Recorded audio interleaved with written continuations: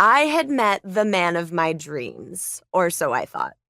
He had swept me off my feet and taken me to Maui, where he proposed to me with a picture-perfect ring under a waterfall. If that isn't romance, I don't know what is. Daniel seemed to be the answer to everyone's prayers, even my friends and family. I had a record of dating men who needed to be fixed, and Daniel was the epitome of a well-put-together man. He had a great job coaching sports, he was driven and determined, passionate about life, and he knew what he wanted. My mother had even said after meeting him only twice, "That's the guy she's going to marry." And I did. On September 4th, 2015, we had an absolutely gorgeous wedding filled with everything any little girl could dream her wedding day would be.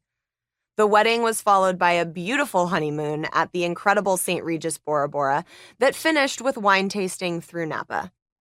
After that, we nested in a beautiful 3-bedroom house we rented. Life was good.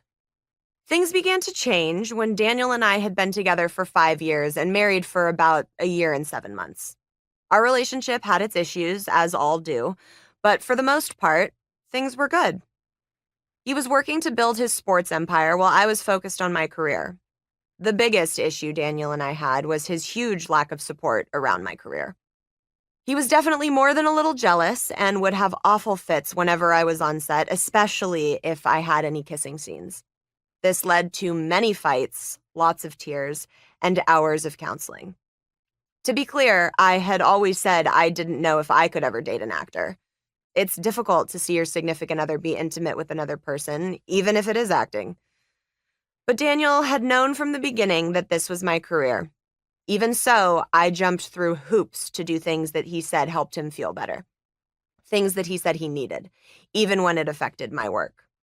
It was really difficult for me to have the joy stripped from something I was passionate about by the one person who was supposed to be cheering me on. Alas, every time I said no more, I was met with tears, apologies, and empty promises that I would accept. I would forgive him because when things were good with us, they were really good. And we were happy. Or so I convinced myself. From the beginning, Daniel showered me with things. Presents, shopping sprees, amazing dinners, incredible trips. He truly made me feel like his princess, so much so that I lost a lot of perspective on the issues that were beginning to develop. Looking back on it now, it was never healthy, and it was never done with the right intentions.